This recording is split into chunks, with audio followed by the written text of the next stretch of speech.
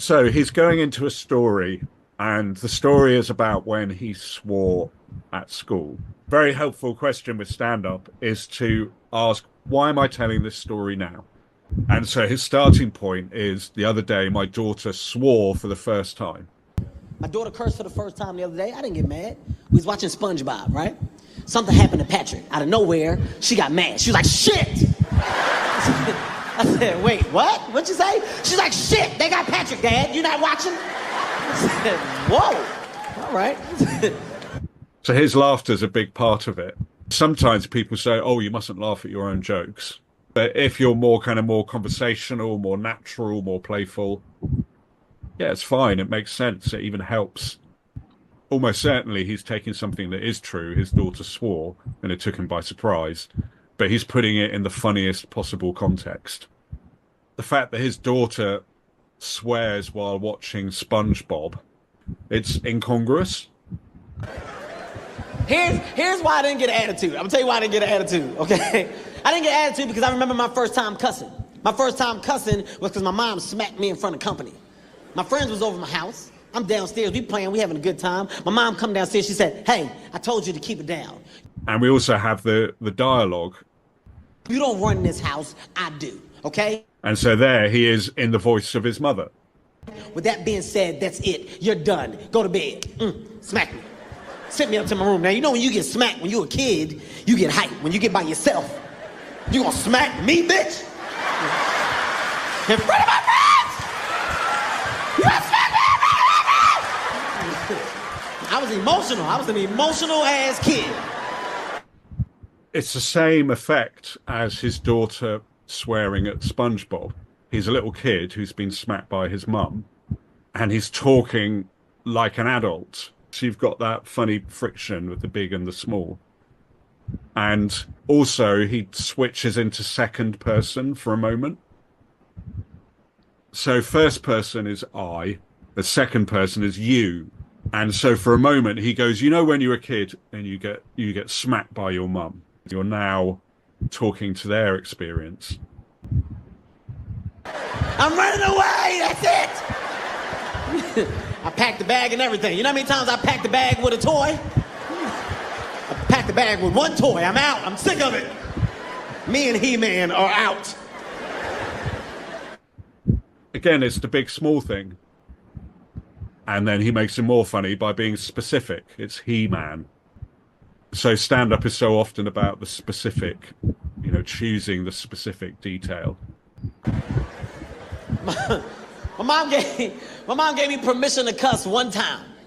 One time she gave me permission to cuss. I'm in school, I'm being bad. My teacher got mad, said, Kevin, come here. Told me come to the front of the class, wrote a note, stapled the note to my chest. Said, make sure your mother read the note. So the whole topic is kids swearing. So the first thing is present day. Then he goes back into the past. His mum told him off for swearing and makes all of that stuff funny as well. So by the time he gets to the heart of it, we've already had loads of laughs. I get home, my mom read the note. The note said, maybe if you showed your son some more attention at home, he wouldn't act like a fool in school, right? My mom read the note, she said, let me tell you something. You tell her, mind her damn business before I come down there and I beat her ass. I said, okay, do you want me to say it like that? Or do you want me to take some stuff out? What'd I say? Tell her, mind her damn business before I come down there and I beat her ass. I said, no, I heard what you said. I just want to make sure that you know that you're telling me to say the same thing. Kevin, if I tell you again, I'm going to smack the shit out you. Okay, now I got it. Okay, I got it. So we've got a nice little act out there. He's being the mother in the past, and he's being him in the past. I do. Okay, I got it. No, I got it. All right, I got it. Keep in mind, it's a lot of pressure, all right? My mom just gave me permission to go to school and cuss my teacher out. I didn't feel comfortable with the situation, so I wanted to practice. I wanted to go upstairs. I wanted to go over my lines.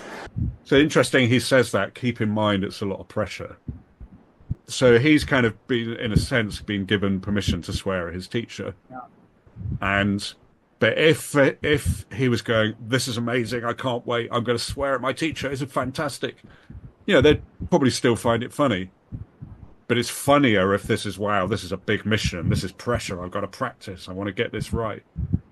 Because it makes it funnier. There's more at stake. I'm in the mirror. I'm going over my lines. I'm like, okay, all right, okay, all right, okay. My mom told me to tell you to mind your damn. Nah, it's too loud. That's way too loud. That's not believable. It's too loud. Finally, I go over it. I get it down. I'm like, you know what? I'm gonna go to bed early, get some rest, because I got a big day ahead of me tomorrow. I don't really want to mess this up. So again, it's the big small thing. You know, he's a kid who's going to swear at his teacher, but he's kind of, the whole attitude is like an adult. Whereas if he went, oh my God, I was in bed wriggling with excitement. I can't believe it. I'm going to swear at the teacher. I was like almost wetting myself with excitement. You know, they'd probably still laugh a bit. But what makes it funny is I got to get an early night. I got a big day ahead of me. You know, having that adult attitude to the childish thing. So I go to bed, I wake up, get dressed, put on my pants, my shirt. I get on the school bus. All my friends see me, they get hyped. Oh, Kev is on the bus. Everybody look, Kev on the bus. What up, Kev? I was like, yo, not today, y'all. I got a lot of stuff in my mind. I can't really have y'all throwing me off. And my friend. So again, it's this very adult kind of attitude. And it's all present tense. And we're hearing directly what everyone's saying. I was like, what you talking about? I said, I can't really get into it. All I can tell y'all is that it's about to go down. He's like, what? I said, look, man, it's about to go down. Just be behind me when I walk in class. He said, all right, cool. I walk in class. Miss Green, my teacher, she starts speaking to everybody. Hello, good morning, hello, hello, good morning. She see me. She was like, Kevin. I said, Miss Green. She said, did you let your mother read the note? I said, yes, I did. She said, well, what did your mother say? I took a deep breath. I looked at my friends. So look how he's building up to this moment. We know exactly what he's going to say to his teacher, but he does pull a surprise. I was like, it's about to go down.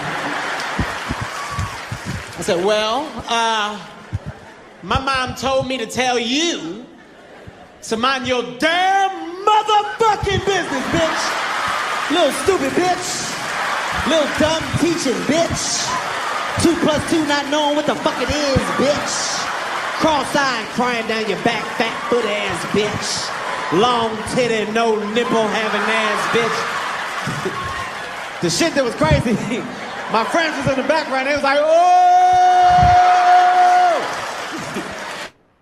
Yeah, so it's so skillful building up the tension, and then you get the release of the tension when he's, you know, this huge volley of swearing. He says she ain't had no nipples! I got suspended and an ass whooping. My mom beat the shit out of me when I got home. I told you to say 2 cuss words. You said 76 of them. I thought I was Samuel L. Jackson. I'm sick and tired of these motherfucking teachers in this motherfucking school. I had a trench coat on, I flapped it. Flap. Like, you know, when you flap it, you gotta get that ear under it. Flap, nigga, fuck everybody in this bitch. I don't give a shit. I'm a goddamn thug. Yeah, it's a real masterclass in storytelling. And, you know, you can take your own stories and go, okay, I'm now going to do all of that to it. I think this is based on a true story.